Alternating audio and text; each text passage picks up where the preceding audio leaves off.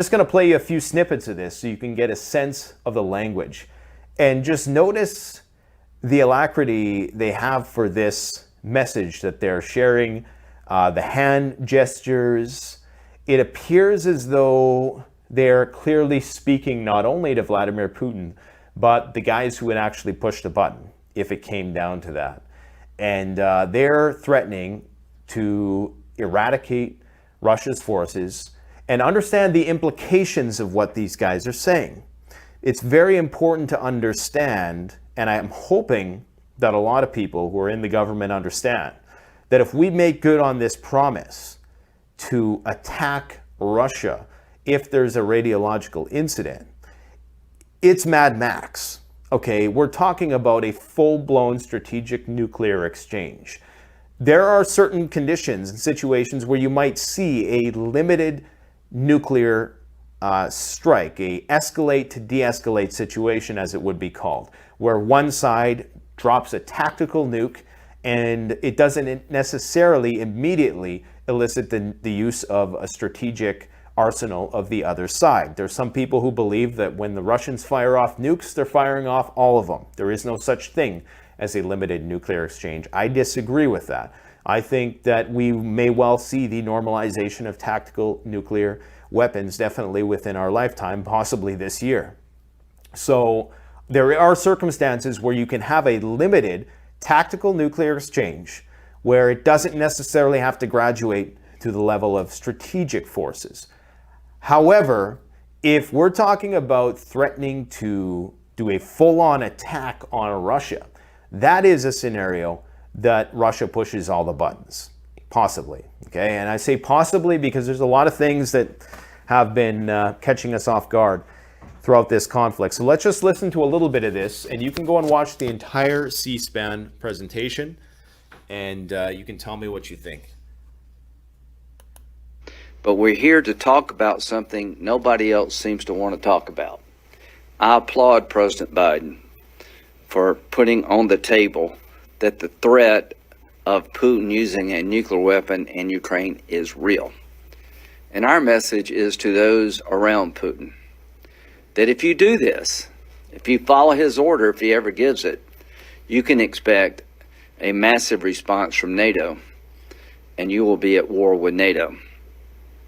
I can't believe that NATO nations would allow their countries to be irradiated by a nuclear attack emanating in Ukraine. Understand what he's saying. He's not saying if you attack us. He's saying if there's a nuclear detonation in Ukraine, not even an attack against NATO. Not to consider that attack on the neighboring country and NATO writ large. So as we go into the 4th of July holiday, people are going to do things at home. They're going to meet with their constituents. They're going to travel. Senator Blumenthal and I want to put everybody in this body and this Congress on notice that the threat of a use of a nuclear device by Russia is real. And the best way to deter it is to give them clarity, the Russians, as to what happens if they do that. They will be in a war with NATO. Thank you. I tell you guys, that's a profound statement. That's a profound shift in policy for us to say, and I'm not saying that that's necessarily the policy, that's what they're proposing. But for us to say that we would immediately get involved if there was a detonation of a nuclear weapon anywhere in Ukraine, just as a result of the radiological dust cloud, that's incredibly concerning. And this type of language, in light of all this other stuff that's going on, the broader context that I've outlined, should be very concerning to everybody, because these guys are playing with fire. They're playing with all of our lives, and they're clearly trying to send a message to Russia with the hopes that Russia heeds this warning and doesn't proceed too quickly in their counter-offensive operations. Because what they're really saying here is that there's going to be a nuclear incident if we don't have our way, right? And this is why we're getting so close to the moment of truth with respect to how this thing is going to go. Anyways, I'll let Mr. Blumenthal speak. Let me express my thanks to Senator Graham for his leadership, which has been constant, steadfast, courageous. And this effort has been bipartisan. The reason that we got our legislation or resolution through urging that Russia be declared a state sponsor of terrorism passed unanimously by the United States Senate is because we have been so bipartisan on our legislative efforts, on our trips to Ukraine, where we have seen firsthand. Look at the body language. Determination of the Ukrainian people. And now on the battlefield, we are seeing it again. The progress has been slow, but steady. If that progress continues, as likely it will, Putin could be tempted to use a tactical nuclear weapon, or what he means is there probably is no progress, or they're probably not making the progress that they originally wanted to. And this is the veiled threat that there's going to be a radiological incident, and that is going to necessitate the involvement of NATO. You got to read between the lines of what these guys are saying. This is insane. Just as likely tried to destroy the main nuclear power plant. Both actions would have dire consequences for the health of Ukraine, but also surrounding NATO. Remember, the nuclear power plant is in one of the annexed territories that Russia controls. They have no incentive to do this, okay? But it's a shame. I actually like Blumenthal because he was one of the people who challenged the 5G stuff. Anyways, let's get back to this. Nations. Poland is at immediate risk if the use of tactical nuclear weapons or destruction of a nuclear power plant causes radiation to spread, as almost certainly it would, causing significant human harm. This is not a kind of reckless or panicky resolution. It's based on fact and science, and it is meant to send a message to Vladimir Putin and even more directly to his military. Right. They will be destroyed. They will be. So you heard what he just said. If there's any radiological incident in Ukraine, doesn't matter, if we don't have exact 100% proof that you did it, your army will be destroyed, and you, Vladimir Putin, will be destroyed. My friends, they're planning something. That's all I'm going to say, and all I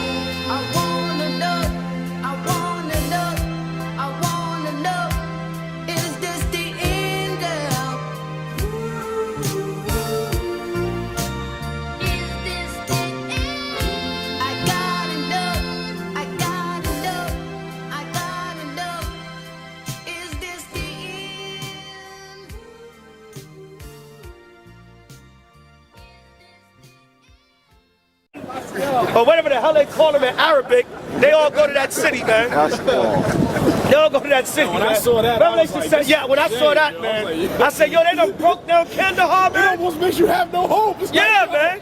The Arabs. They done broke down hardcore Afghanistan, Kandahar. Yeah, man. And they made a movie about it.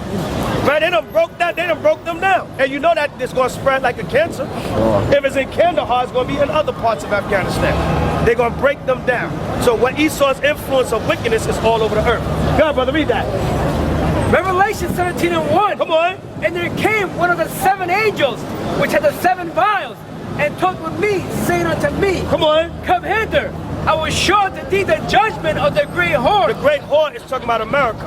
And John saw the judgment of the great whore. Come on. That sitteth upon many That waters. sit up upon many waters, man. Y'all know the Statue of Liberty. Give me your tired, huddled muscles yearning to breathe. Right? Everybody come here, right? All the nations, they sitting on many nations and tongues and kings and waters. Right? Go ahead. With whom the kings of the earth With whom the kings of the earth, all the leaders and the kings of the earth, come on. have committed fornication, They have committed fornication. Go ahead. and the inhabitants of the And earth all the inhabitants of the earth, come on. have been made drunk They with have the been made wine drunk with the wine. Go ahead. of her fornication. Because they all involved with America's philosophy and policies now, man. They all been drunk with the wine of America, man. They all homosexuals, lesbians, freaks. We had a sodomite damn chink on 34th Street last night. That's all. Big sodomite chink, man. Just skipping along like they're Mary Poppins or something. Because all the nations been turned out, man. Moab, Ammon, Ishmael, Ham. You know it's bad when Ham is a faggot, man. They're the damn Bushmen. But they were some of the first faggots when you read Sodom and Gomorrah. Hell, so what the hell is in their spirit? But all nations have been seduced by America and the so-called white man. So that's why we got to come out of her, my people, like it tells us in the next chapter. Jump over to 18 and 6. Revelations 18 and 4. Oh, And 4, yeah, current. All right, Trav. Shalom. All right. Right, Revelation 18 and 4, read. And I heard another voice from heaven saying, Come on. Come out of her, my The people. Lord told the Israelites to come out of America, my people. Come out of this captivity. Remove yourself from this wickedness. Right, come on. That ye be not partakers of her See sin. that we don't be partakers of America's sins, man.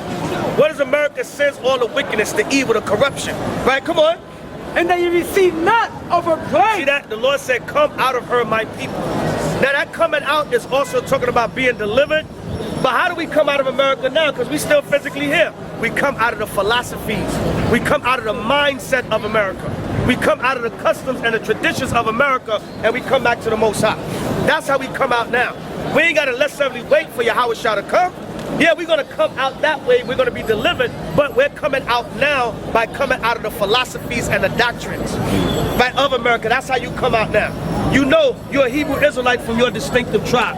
Judah, Benjamin, Levi, Simeon, all the way down to Issachar, so-called blacks, Latinos, Native American, and Seminole Indians. And now what do? You follow these laws to the best of your ability, man. Stop eating pork. Stop letting your children celebrate Halloween. Don't celebrate that Thanksgiving.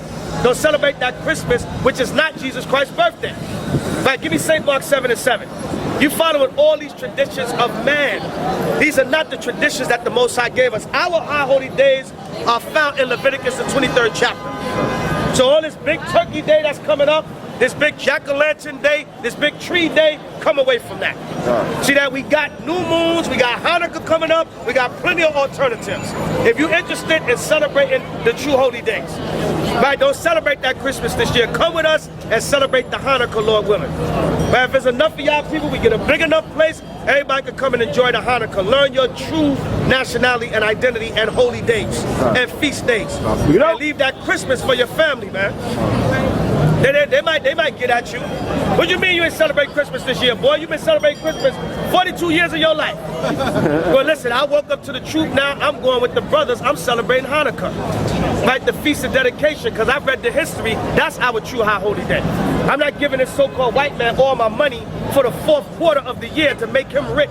And he can go into 2013 with a fat pocket. And that's all you're really doing. Exactly. All you're doing for that pagan Christmas is you making sure Esau is paid going into 2013. That's why they said, they call it Black Friday, because we're going from the red to the black. We're going to make some money. Right? And you Negroes go and you go suck it up. After you get full off of your turkey and everything, then you run 5 o'clock in the morning and you go to that Black Friday.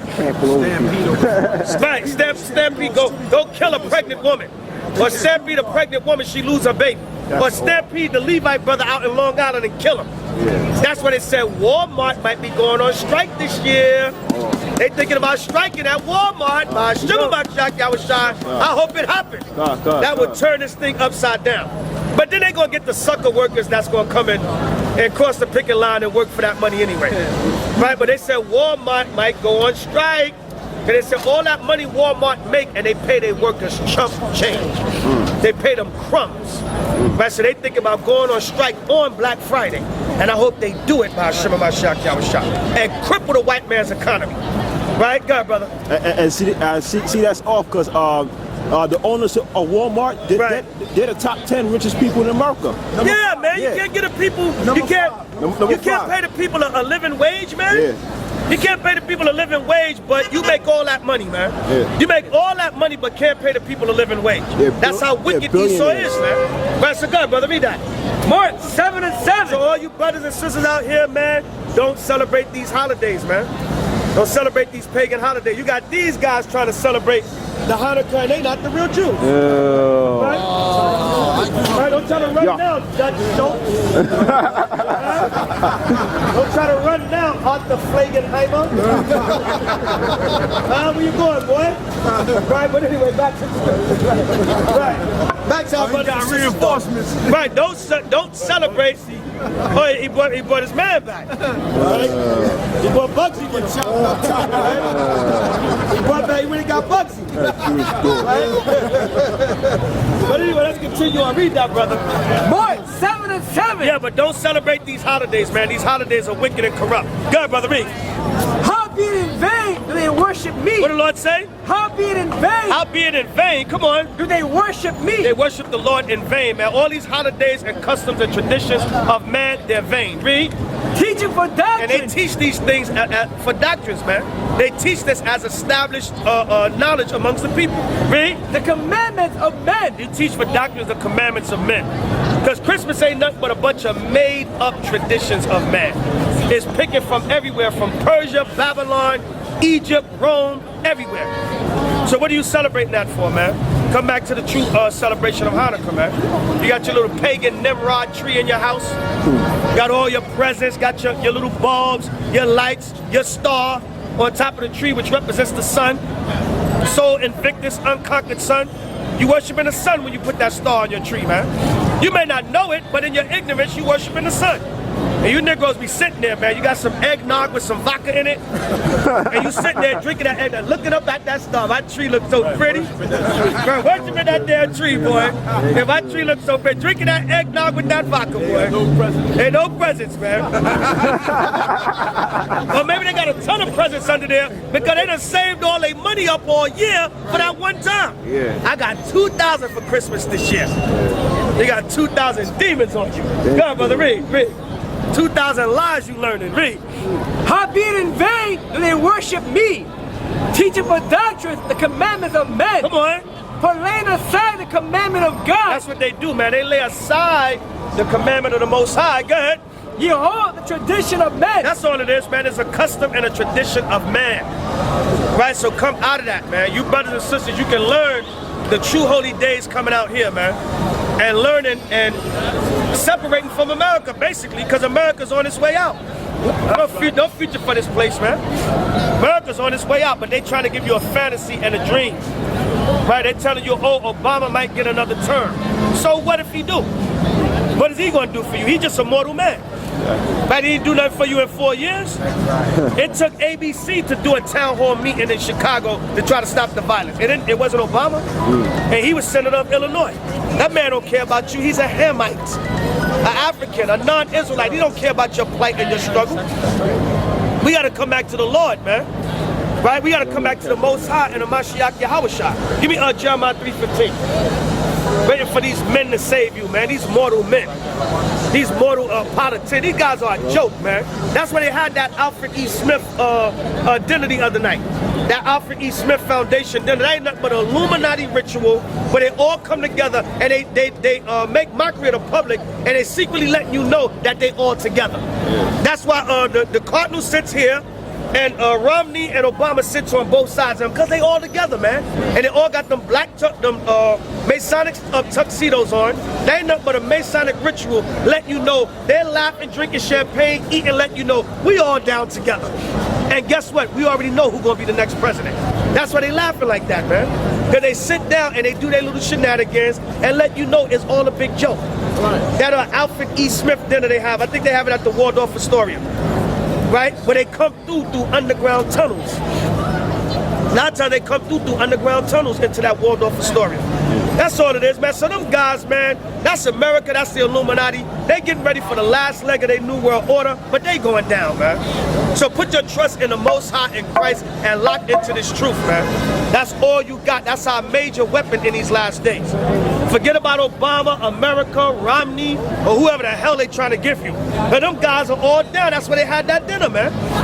They always have that dinner right before the election, that Alfred E. Smith Foundation dinner. And they had that dinner to let you know this is a big joke to us. That's where they sit down and they roast each other, and they laugh and they drink and they eat, and they really let you know they all together, man. They all got the Masonic black and white suits on.